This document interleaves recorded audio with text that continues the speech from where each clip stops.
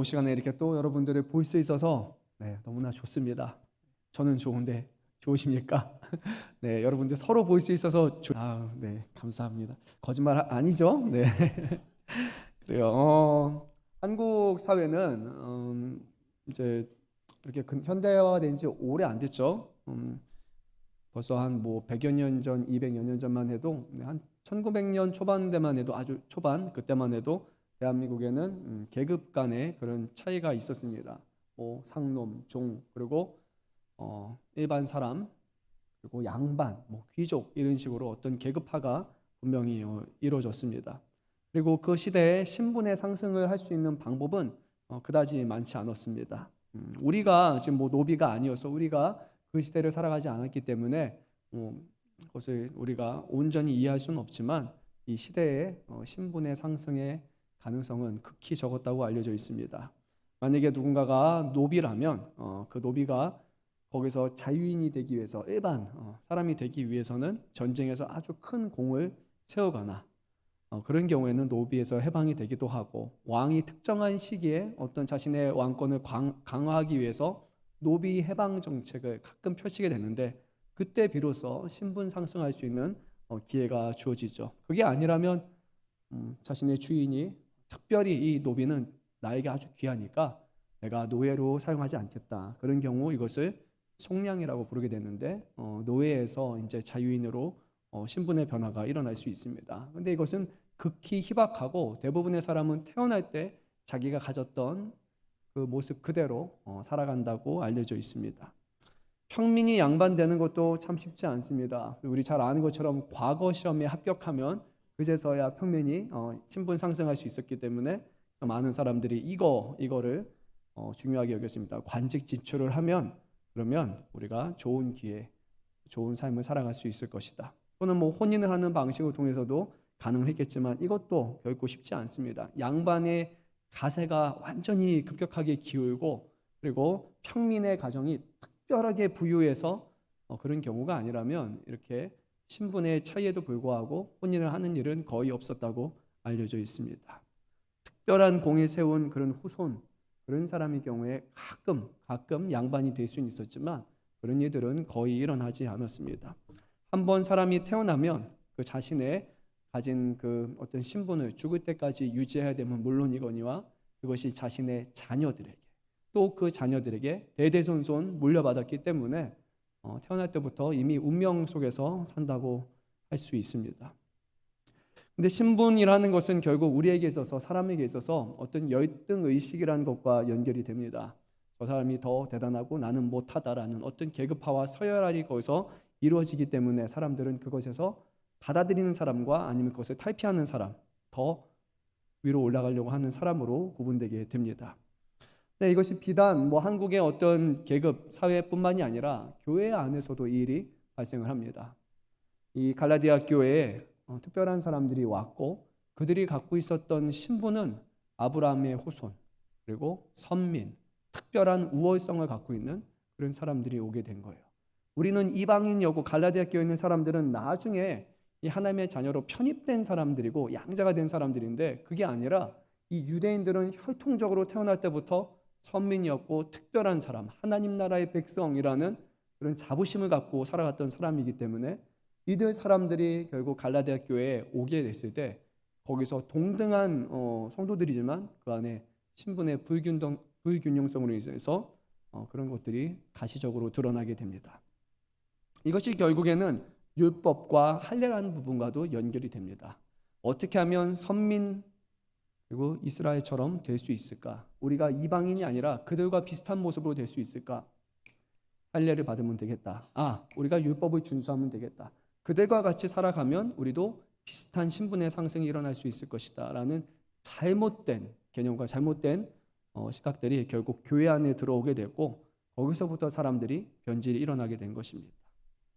근데 오늘 성경 말씀은 그것이 우리를 자유롭게 하는 것이 아니라, 그것이 우리의 신분을 변화시키는 것이 아니라, 그것이 교회 안에 어떤 평등을 이뤄내는 것이 아니라, 진정으로 우리에게 필요한 것은 바로 하나님을 온전히 믿는 믿음이라고 분명히 우리에게 말씀하고 있습니다.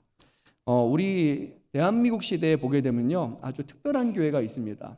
혹시 들어보셨는지 모르겠습니다. 기역자 교회라고 여러분 들어보신 적 있습니까? 아신 분은 아실 텐데요. 김제 금산교회라고 알려져 있는데 전라북도 김제시에 가게 되면 이 교회는 이 의자의 배열 방식이 이렇게 되어 있습니다. 기역자입니다. 우리처럼 이렇게 되어 있는 게 아니라 양쪽에서 만날 수 있도록 이렇게 만들어 놓은 거예요. 그래서 한켠에는 누가 있을 것 같습니까? 남성들. 그리고 한켠에는 여성들. 그 당시에는 서로가 남녀 칠세 부동서가 떨어져 있어야 되니까 그러다 보면은 남성, 여성은 뒤끝 이렇게 가야 되는 거예요. 근데 그것을 탈피하기 위해서 이 교회가 시도하는 것이 기역자로 만나서 동등한 관계 속에서 같이 앞을 보면서 예배할 수 있도록 그런 시도를 했다고 합니다. 너무나 멋지지 않습니까? 한국 교회는요 이런 노력을 했습니다. 성안의 어떤 불균형성을 바로 믿음 안에서 하나 되기 위한 그런 노력으로 행하는 것입니다. 오늘 우리가 말씀을 들어가면서 생각해 봐야 될 것은 중요한 주제예요. 과연 교회 안에는 이 안에서 발생하는 어떤 신앙적인 불균형성이나 아니 좀 차별 그런 것이 혹시 우리 안에 있지 않을까라는 부분이에요. 물론 하나님의 교회니까 우리 교회는 그런 일이 없을 거라고 저는 생각을 하지만 사람이 모인 곳에서는 충분히 그런 일이 일어날 수 있습니다. 가령 목회자 또는 어떤 특정한 직분을 갖게 되면 그것이 신분과 관련이 지어서 그 사람은 더 높은 사람, 교회 안에 어떤 계급화가 형성이 되어가지고 나도 그렇게 되면 어떤 발언권을 가질 수 있고 나는 그런 위치에 올라가면 다른 사람보다 더 많은 영향력을 끼칠 수 있을 것이다 라는 것이 결국에 교회 안에 큰 문제를 불러일으킵니다. 교회 안에서 주어지는 어떤 목회자라는 직분 또는 중직이라는 직분은 원로 목사님 때부터 누누이 말씀하시는 거예요. 섬김의 직분, 남을 받드는 직분, 그것이 우리 주님께서 보여주시는 아름다운 섬김의 리더십이었잖아요. 그런데 혹여라도 우리에게 이런 직분이나 우리에게 주는 어떤 것들이 자기 자신의 우월성을 드러내거나 자신의 목소리를 크게 낼 수 있는 그런 기회로 우리가 사용한다면 이것은 성경에서 말하는 것과 그리고 지금까지 우리가 갈라디아 말씀에서 쭉 해서 본 것과 정확하게 위배되는 반성경적인 모습이라는 것을 우리는 기억해야 됩니다. 왜냐하면 성경은 자유인이나 아니면 노예나 다 그리스도 안에서 하나다. 남자나 여자나 하나다. 어른이나 어린아이일 수도 있어요. 아직은 어린아이지만 하나님 안에서 동등한 인격이고 동등한 가치를 띤 동일한 존재다라고 성경은 우리에게 분명히 말씀하고 있기 때문입니다. 이 자리에 서 있는 제가 잠깐 높은 위치에 올라와 있지만 말씀 전할 때만 올라와 있는 거고 저의 평소에 거니는 자리는 똑같은 자리예요. 그래서 제 자신이 높은 게 아니라 제가 전할 때만큼 그 말씀이 높은 곳에 있는 겁니다. 이곳에서 대표해서 사회를 하거나 대표해서 기도를 하거나 대표하는 모든 분들은 이 자리에 있을 때만큼은 하나님의 앞에 나아가서 대표하기 때문에 그것이 높은 것이지 그것 자체가 우리 자신을 높게 만드는 것은 결코 아니라는 것을 우리는 기억해야 됩니다.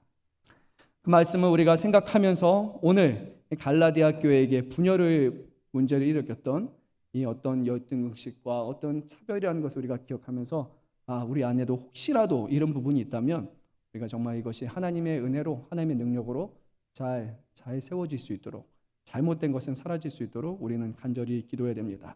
우리 말씀 한 3절만 읽도록 하겠습니다. 2절, 3절, 4절 말씀 읽습니다. 보라, 나 바울은 너희에게 말하노니 너희가 만일 할례를 받으면 그리스도께서 너희에게 아무 유익이 없으리라. 내가 할례를 받는 각 사람에게 다시 증언하노니 그는 율법 전체를 행할 의무를 가진 자라.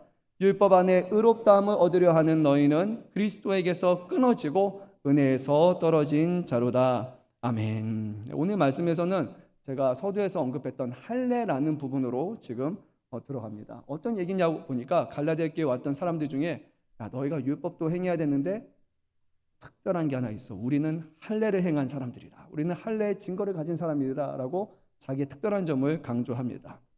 근데 오늘 성경 말씀을 보니까 갈라디아서에서 사도 바울은 할례를 받는 것 그것은 자유케 하는 것과 아무런 상관이 없다. 아니 할례케 하는 것이 오히려 우리가 그리스도 안에서 새 피조물이 되어서 우리가 주님의 언약 백성이 된 주님 안에서 자유된 것을 오히려 문제 만들 수 있다. 그래서 할례라는 것을 행해서는 안 된다라고 얘기를 합니다. 할례는 우리가 잘 아는 대로 아브라함 시대로 되돌아갑니다. 창세기 17장 9절에서 14절 말씀을 보게 되면 하나님께서 아브라함에게 이렇게 말씀하십니다. 너는 내 언약을 지키고 내 후손도 대대로 지키라. 언약을 지키라고 말씀하셨어요. 그 다음에 너희 중 남자는 다 할례를 받으라. 이것이 나와 너희의 후손 사이에 지킬 내 언약이니라 라고 해서 이 할례는 옛 언약의 징표로 주어진 것입니다.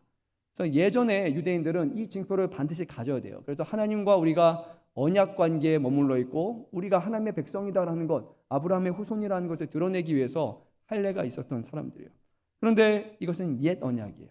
옛 것은 지나가고 새로운 것이 왔습니다. 예수님께서 우리에게 주신 것은 옛 언약이 아니라 새 언약이라고 말씀하셨어요. 이것은 예수님의 피로 사시고 예수님의 생명으로 사셔서 십자가 위에서 우리를 대속하시고 끊어진 불가능한 영원한 관계를 맺어주셔서 우리는 새 언약 백성이 되었기 때문에 더 이상 할례의 표정은 우리에게 필요하지 않은 겁니다. 근데 이 유대인들은 계속해서 그것을 언급한 거예요. 특별한 것이다. 우리만 갖고 있는 것이고 아무나 할 수 없는 것이다. 라고 이것을 하나의 자랑처럼, 하나의 어떤 증거처럼 사용하기 시작한 겁니다. 근데 사도 바울은요, 여기에 따르는 아주 큰 위험성을 우리에게 얘기해요. 무엇이냐면 할례는 옛 언약으로 되돌아가요. 그러면 옛 언약에는 반드시 부과되는 것이 있는데 옛 언약을 이루기 위한 율법의 요구를 순종해야 되는 거예요. 그리스도 안에서 자유케 되어서 그리스도께서 우리를 위해서 은혜로 모든 무거운 짐들을 내어주시는 것이 아니라 다시 과거로 돌아가게 되면 내가 율법에 순종하고 내가 율법을 지키고 내가 율법에 따라 100% 온전하게 살아갈 때 비로소 나에게 주시는 구원이 있는 거거든요. 근데 할례를 가졌다는 것은 다시 내려놨던 짐들을 뒤에 메어서 내가 율법의 종이 되어서 율법으로 완전함을 이루어서 율법의 요구에 따라 거룩해져서 의로워져서 내가 천국을 올라가겠다라는 그런 불가능한 것을 자기가 이루겠다는 선언과 같습니다. 어떻게 보면 할례를 이렇게까지 심각하지 않았을 수도 있어요. 이스라엘 백성들이 했던 것을 떠오르며 그거는 그냥 구약에 뭔가 의미 있었던 것이니까 우리에게도 그런 거 있으면 좋지 않을까? 그게 그렇게 특별히 나쁜 것 같지는 않아. 신앙의 선조들의 모습을 따르는 것이잖아. 그들과 같은 언약의 백성의 모습을 간직하는 거잖아 라고 그렇게 쉽게 생각할 수도 있지만 오늘 사도 바울은 그 작은 것의 위험성에 대해서 우리에게 분명히 경고합니다. 4절 말씀입니다. 율법 안에서 의롭다함을 얻으려는 너희는 그리스도에게서 끊어지고 은혜에 떨어진 자로다. 두려운 말씀이죠. 율법 안에서 의로움을 얻으려고 하는 사람들, 율법을 순종하고 율법을 지키면서 내가 하나님 앞에 나는 믿음의 사람이고 나는 거룩한 사람이고 나는 의로운 사람이에요 라고 말하는 사람들은 그래, 그럴 수도 있어. 하지만 더 이상 너희는 그리스도와 관련이 없는 사람들이다. 옛 언약을 따라 살아가는 사람들이다 라고 말씀하는 거예요. 그런데 우리가 이 말씀을 오해해서는 안 됩니다. 어떤 의미냐면 옛 언약을 따르지 않는다, 율법을 따르지 않는다고 해서 오늘 우리가 자유롭게 됐다고 해서 하고 싶은 대로 막 하라는 그런 자유가 아니에요. 내가 하고 싶은 대로 하고 내가 방종하고 살아가는 거, 나는 예수님 믿으니까 하면서 그냥 살아가는 그런 것을 가리키는 게 아니에요. 우리의 구원이 우리의 순종이나 우리의 선함이나 우리의 능력으로 되는 것이 아니라 전적으로 하나님이 주시는 은혜라는 것을 받아들이고 살아가는 것, 이것을 의미하는 것입니다. 그리스도에게서 떠나지고 끊어지고 은혜에서 떨어진 자가 된다는 것이 얼마나 무서운 일입니까? 그리스도에서 떨어진 사람은 구원을 받을 수 있는 방법이 없고 은혜에서 떨어진 사람은 자신의 힘으로 하나님 나라에 갈 수 있는 방법이 하나도 없어요. 그런데 이 사람들은 지금 자기들이 가는 길이 어떤 길인지, 자기가 갖는 그 할례가 상징하는 것이 무엇인지를 너무 쉽게 생각한 나머지 그것을 덥석덥석 받아들이려고 한 거예요. 오늘날에도 그런 일들이 발생하는 것 같습니다. 잘못된 신학이라는 것이 있어요.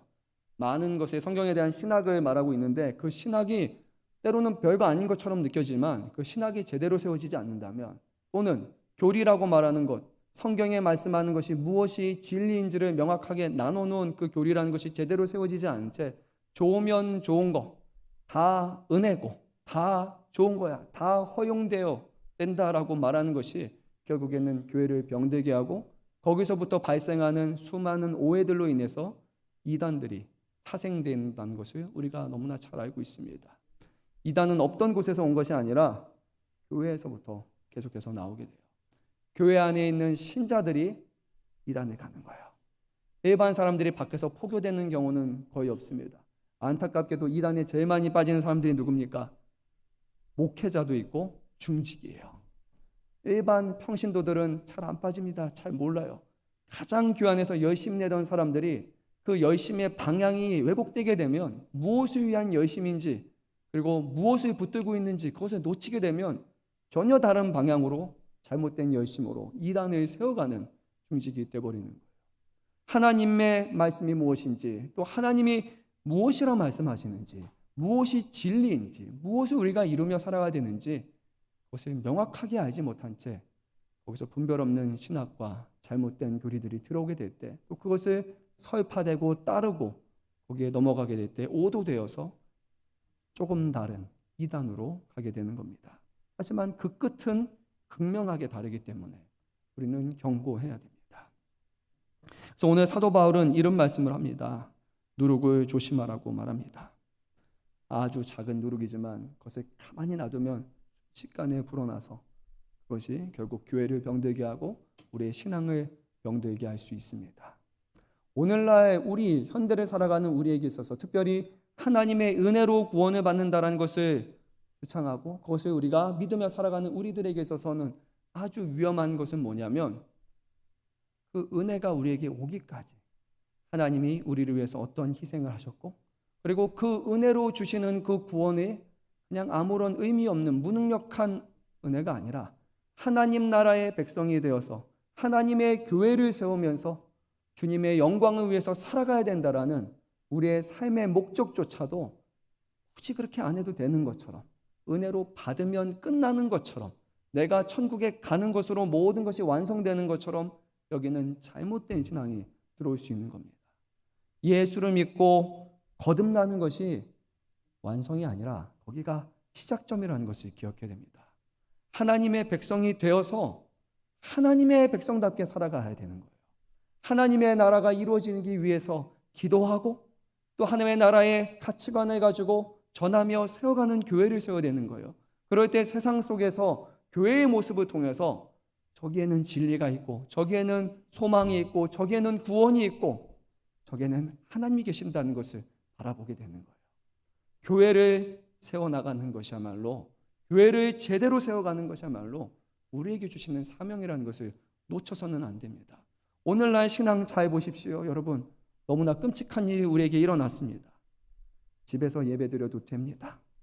교회 나올 필요가 없다고 말합니다. 성경은 그렇게 말한 적이 없습니다. 하나님은 아무 곳에서나 예배하라고 말씀하지 않아요.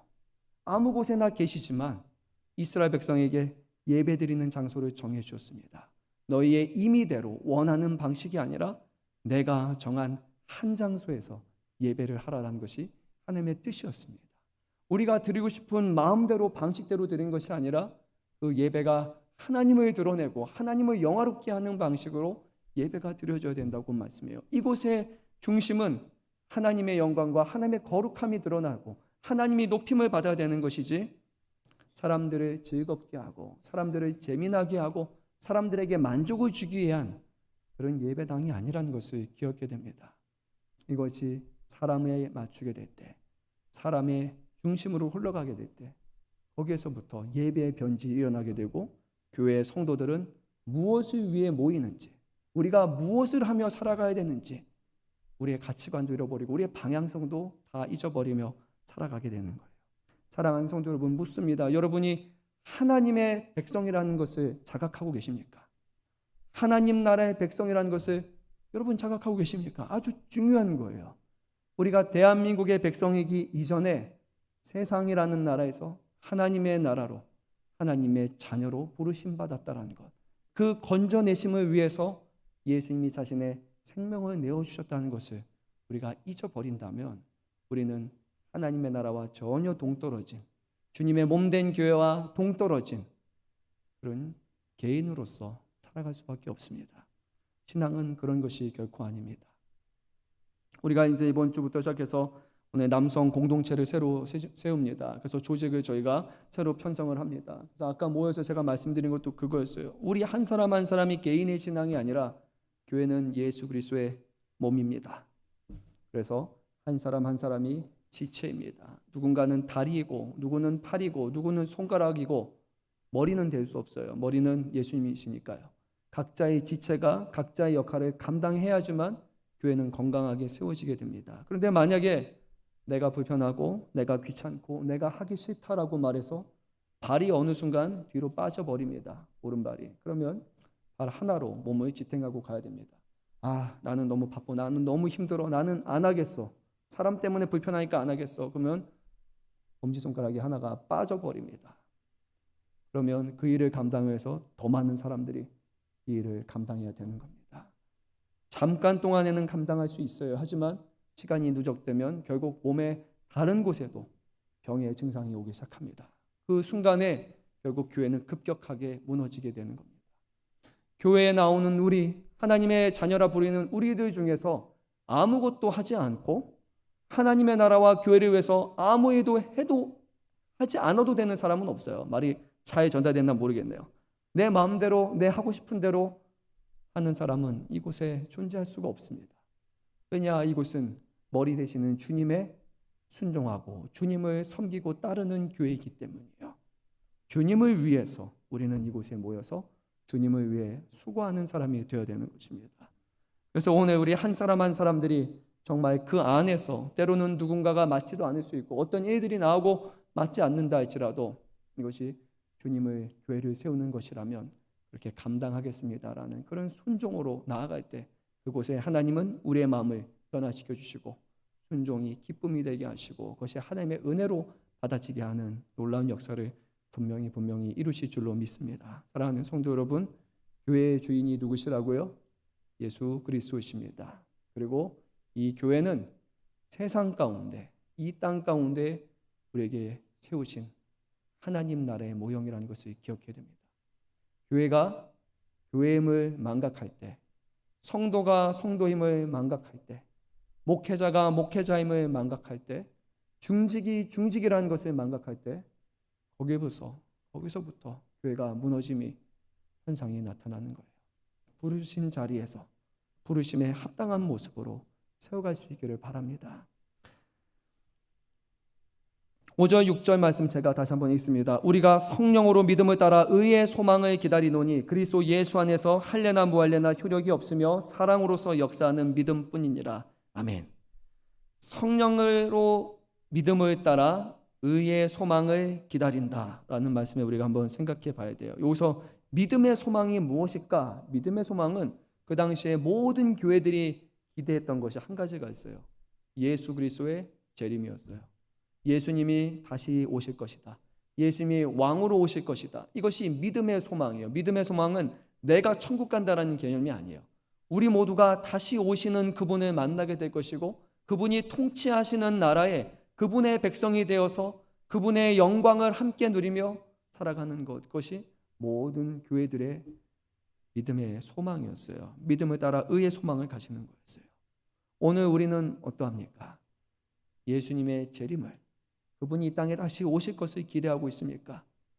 솔직하게 말해서 여러분 기대하신 분 계세요? 아니면 내가 죽으면 천국 가는 거지만 생각하고 계세요? 아니면 주님의 나라가 이 땅에 임할 것이라는 기대를 갖고 계십니까? 전자죠. 후자입니까? 제가 강요하는 것 같아서 그래요. 그런데 하나님 나라가 도래할 것을, 하나님 나라가 임할 것을 여러분 기대하셔야 돼요. 그렇죠? 네. 가만히 되는 것이 아니라 그것을 끼어서 기도해야 될 것이고 그것을 위해서 내가 어떻게 교회를 세워가야 될 것인지, 하나님 나라를 위해서 내가 무엇을 해야 될 것인지, 이것은 초기부터 모든 교회가 갖고 있었던 그런 소망이었어요. 그 소망은 2000년이 지난 지금도, 아니 주님이 오시는 그날까지 변하지 않는 소망입니다. 우리는 다시 오실 주님을 기다려야 되고 이 세상이 오직 하나님의 능력과 예수님의 통치 가운데 변화되어서 새롭게 되어서 정말 하나님의 영광을 나타내는 땅으로 변화될 것을 우리는 기대해야 되는 것이에요. 그래서 우리가 밖에 나가서 수고하고 주님의 말씀으로 살아가려고 하는 겁니다. 하나님 나라의 완성, 종말론적인 완성, 우리는 그것을 기대해야 되는 거예요. 이러한 소망은 그런데 할례, 무할례 거기서부터 이루어지는 차이가 아니라 바로 믿음으로 또는 사랑으로 역사하는 믿음이라고 성경은 분명히 말씀합니다. 우리 6절 말씀 다시 한번 읽도록 하겠습니다. 그리스도 예수 안에서는 할례나 무할례나 효력이 없으되 사랑으로서 역사하는 믿음뿐이니라. 아멘. 할례 받은 사람이나 무할례 받은 사람이나 아무런 의미가 없습니다. 오직 사랑으로서 우리 안에 먼저 사랑이 되어 주셨고, 그리고 지금도 이 공동체 안에 사랑으로서 우리에게 함께 하시는, 역사하시는 그 믿음밖에 없습니다. 그래서 앞서 말씀드린 것처럼 한국교회가 그런 기역자 구조의 그런 변화를 추구했던 것처럼 오늘 우리도 이것을 하나의 숙제로 가져야 되는 거예요. 어떻게 교회 안에 사랑을 세워갈 수 있을까?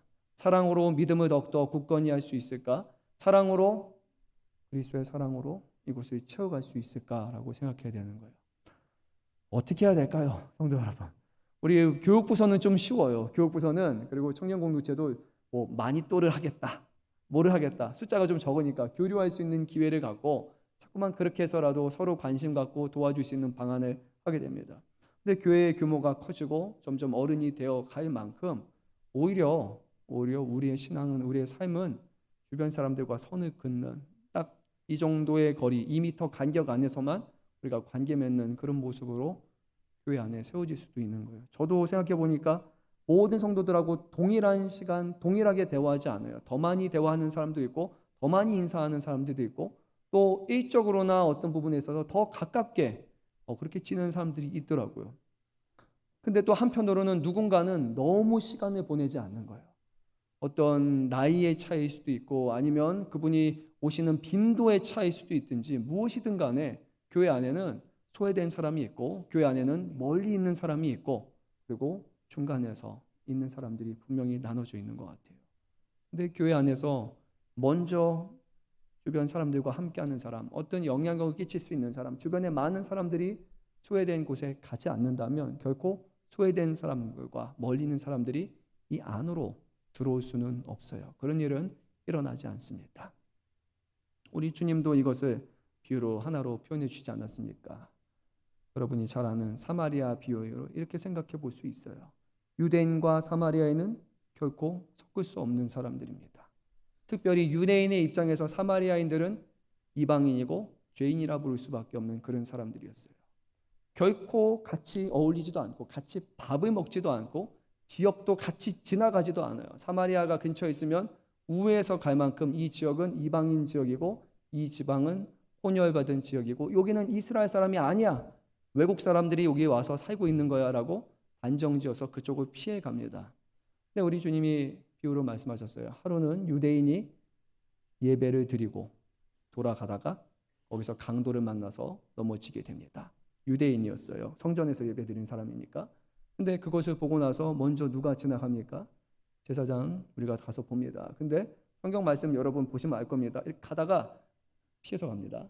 아마 길을 건넌다라는 의미로 받아들여야 돼요. 왜냐하면 이 사람은 혹시라도 병에 걸렸거나 죽을 수 있다면 근처에 가면 제사장은 부정해져요. 피를 만지거나 시체, 사체를 같이 하게 되면 부정해져서 제사를 드릴 수가 없습니다. 뭐 한 일주일이면 일주일 정도 아예 예배를 드릴 수 없어요. 그러니까 피해갔어요. 또 둘째 누가 옵니까? 레위인이었어요. 레위인은 누굽니까? 성전의 봉사자입니다. 가장 하나님을 섬기고 찬양하는 사람들이었어요. 근데 이 사람이 어떻게 했습니까? 똑같았습니다. 어우. 근데 잘 생각해 보세요. 이것을 우리라고 생각하면 이런 거예요. 저기 누워 계신 분이 우리 교회 성도님이에요. 그런데 목회자인 제가 보면서 성도님이 누워있어? 이렇게 지나가는 거예요. 여러분 끔찍하죠? 진짜 나쁜 목사 아닙니까? 그러면 가서 도와주는 게 당연한 거잖아요. 근데 이게 그 당시의 모습이었어요. 그리고 교회 안에서 레위인 누굽니까? 직분 맡은 사람들, 교회에서 가장 많이 수고하고 헌신하는 사람들이잖아요. 그런데 보니까 저기 성도가 잘 모르는데 보니까 우리 교회 성도인 것 같아. 아니 저거는 옆에 가면 괜히 골치 아파, 괜히 피곤해. 내가 가면 뭐도 해야 되고 저것도 해야 되고, 그거 가는 순간부터 모두 묻고 이제 이 사람이 잘 회복될 것인가, 혹시라도 회복 안 되면 그 책임이 나에게 오지 않을까. 그냥 골칫덩어리 하나가 저기 있는 거예요. 그 사람을 생명으로 봐야 되는데, 그 사람을 형제로 봐야 되는데, 그 사람을 내 가족으로 봐야 되는데, 그게 아니라 떼덩어리로 사람을 보기 시작하는 겁니다. 그 순간 사람들은 다 회피해서 가게 됩니다. 근데 놀랍게도 사마리아인이라고 부르는 이방인이었고 상종할 수 없는 사람이 그 모습을 보고 뭐라고 말합니까? 불쌍히 여겼어요. 측은히 여겼어요. 이 사람만이 저기 누워있는 사람을 보면서 사람 대 사람으로 보기 시작한 거예요. 다른 사람은 A쪽으로 보거나 다른 방향으로 봤지만 놀랍게도 사람으로 대하기 시작합니다. 사람을 사람으로 볼 때, 사람으로 대할 때 거기서부터 치근한 마음이 나오게 되고, 거기서부터 내가 가서 그 사람을 돕고 구원하고 그 사람을 이끌어야겠다는 마음이 생겨나는 거예요. 성도 여러분, 잠깐 생각해 봅시다. 우리 교회 안에 사람 대 사람이 모여 있는 거예요. 한 사람 한 사람 말 함부로 하면 상처 안 받을 사람 없어요. 성도이건 중직이건 목회자이건 이 자리에 있는 누구든 간에 아무리 대단한 사람도 상처 안 받을 사람 없습니다. 누군가가 함부로 말하면 기분 나쁘지 않을 사람 단 한 사람도 없어요. 다만 참고 견디는 거예요. 티내지 않는 거예요. 함부로 하는데, 마음대로 하는데 그거 타격 안 받을 사람 없습니다. 근데 어쩌면 교회가 사람을 사람으로 안 보고 사람을 그냥 껍데기처럼 보는 것처럼 보이기도 해요. 그냥 지나가고 사람들에게 관심을 표하지 않고, 사람 대 사람이 만나는 곳이 아니라, 사람과 사람끼리 맺어지는 장소가 아니라 어떤 A적으로, 어떤 의무적으로, 형식적으로 맺어지는 그런 교회가 된다면 그보다 끔찍한 교회가 어디 있겠습니까? 우리 주님은 교회의 특징을 뭐라고 말씀하셨습니까? 사랑이라고 말씀하지 않았습니까? 누가 내 제자냐? 너희가 서로 사랑하며, 그러면 세상이 너희가 내 제자인 줄을 알 것이다. 교회의 특징은 사랑이에요. 사마리아인보다 더한 사랑, 그것이 우리 주님이 보여주신 사랑이잖아요. 대신 생명을 내어주는 사랑이 바로 교회의 사랑의 특징이 되어야 되지 않습니까? 여러분 잘 아시는 단어 아가페, 아가파오라는 단어는요, 원래 헌신적인 사랑, 그런 희생적인 사랑을 뜻하지 않았습니다. 필레오라고 말하는 형제의 사랑, 형제의 우애와 아가파오는 원래 같이 썼어요. 그냥 일반적인 개념의 사랑이었어요. 그래, 우리는 우정이야, 우정 있는 사람들이야. 근데 나중에 이 단어가 뜻이 바뀌었어요. 왜냐하면 그리스도인들의 사랑이 희생적인 사랑이었기 때문이에요. 예수님의 사랑을 본받아서 전혀 다른 사랑을 보여주기 시작하니까 이 예수 믿는 사람들의 사랑을 뭐라고 우리가 부를 수 있을까? 어떻게 다른 용어로 우리가 특징해서 부를 수 있을까? 그것이 바로 희생적인 사랑의 의미가 아가페라는 단어에 들어오게 됩니다. 놀랍지 않습니까? 그리스도의 삶을 통해 단어의 정의가 바뀌어버렸어요.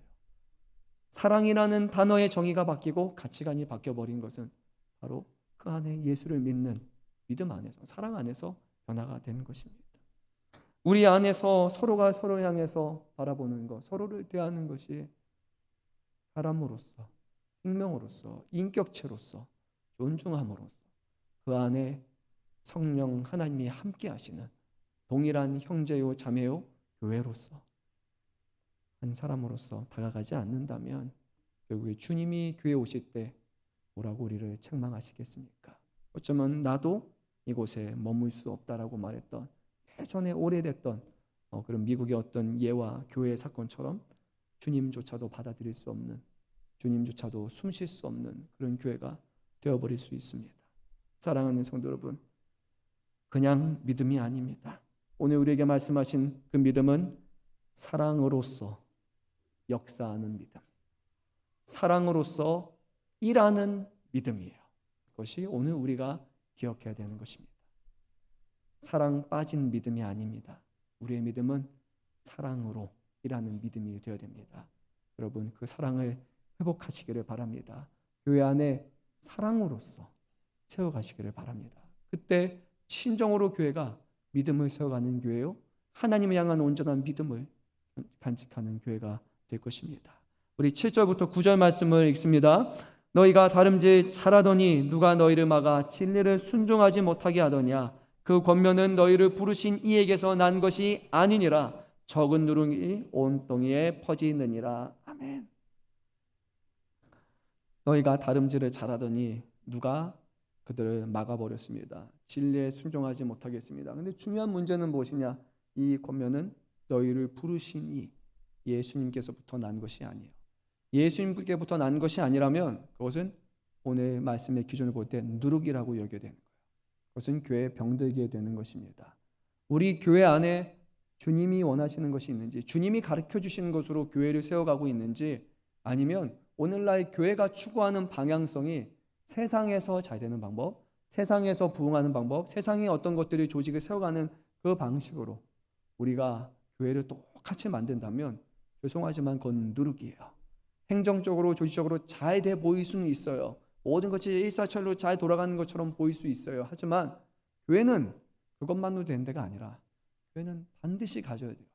말씀을 붙들고 기도하기에 힘쓰고 사랑하기에 힘쓰고, 그게 교회예요. 교회예요. 교회는 교회의 방식으로, 하나님의 방식으로 세워져야 하는 것입니다. 물론 사도 바울은 믿었습니다. 이 성도들이 그래도 하나님이 지켜주실 것이라고, 또 하나님께서 끝까지 이들을 견인하여 주셔서 하나님 나라의 백성으로 천국으로 갈 것이라고 그렇게 믿었고, 무엇보다 이 성도들을 못 믿는다 할지라도 그들 안에 계시는 성령님을 믿었기 때문에 이 갈라디아 교회 성도들이 구원이 신실하고 다른 마음을 품지 않을 것이라는 그런 확신이 있었어요. 그럼에도 불구하고 사도 바울은 오늘 그들에게 말해요. 왜냐? 이런 말과 이런 가르침이 그들을 혼란케 하고 그들을 요동케 하고 흔들리게 할 것이기에, 교회가 큰 풍파를 겪을 것이기에 그런 것이 아니라 잘라내야 될 것이 있으면 잘라내고 제거해야 될 것이 있으면 제거해서 교회가 하나님의 교회로 반드시 온전히 서라. 왜요? 교회는 교회로서 해야 될 일을 해야 되는 것이지, 교회의 역할을 해야 되는 것이지, 문제를 갖고 씨름하다가 시간을 다 보내는 것이 결코 아니에요. 문제는 늘 있어요. 교회 안에 주님 오신 날까지 문제 없는 교회 없습니다. 반드시 문제가 생깁니다. 근데 문제를 문제로 확장시켜서 문제만을 생각하면 그 교회는 평생에 문제가 있는 교회가 되겠죠. 하지만 그 문제를 가지고 하나님의 뜻을 구하며 하나님이 기뻐하시는 것을 구하며 문제를 넘어서기 시작할 때 거기는 진정한 사랑이 나타날 것이고 화합이 나타나게 될 것이고 하나님의 일들을 이뤄가는 그런 교회가 될 것이에요.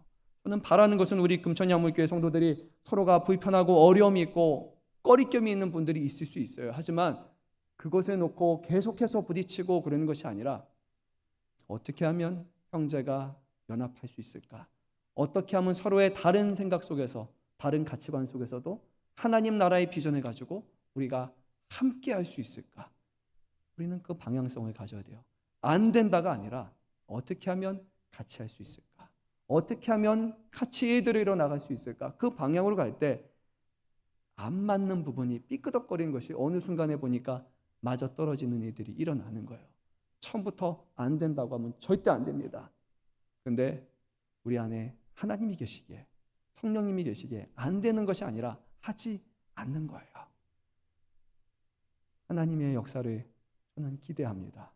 우리 금천양문교회 정말로 올 한 해 동안에 우리가 했던 표처럼 하나님의 사람이라는 말을 가지고 우리가 계속해서 얘기를 나눴잖아요. 특별히 우리 허원 장로님 항상 기도 때마다 그거를 딱 집어줘서 얼마나 저는 좋은지 모르겠어요.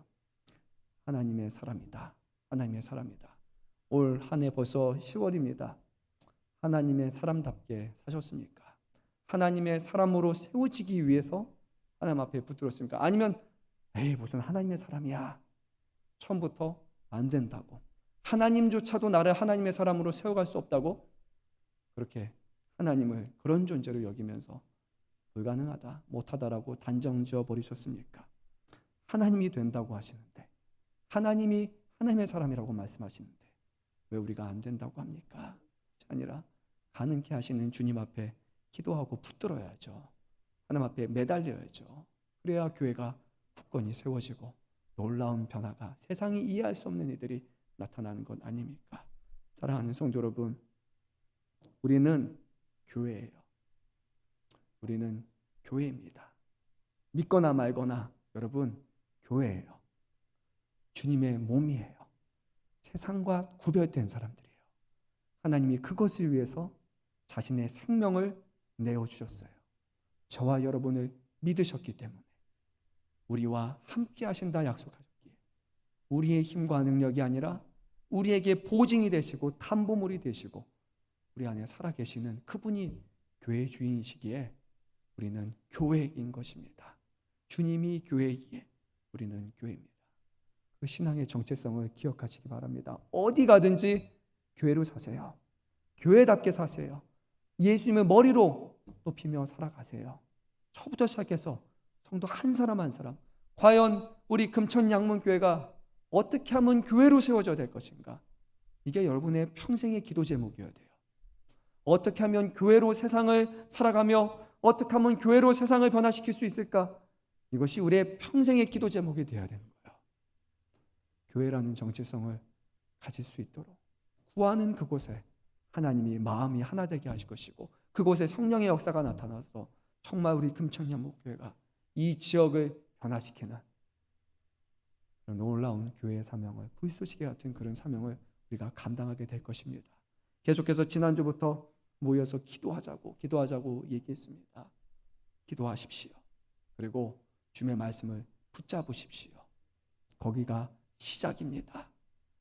기도하시기 바랍니다. 전심을 다해 기도하시기 바랍니다. 전심을 다해 말씀을 붙드시기 바랍니다. 그리고 여러분이 가는 곳곳마다 예수 그리스도를 증거하시기 바랍니다.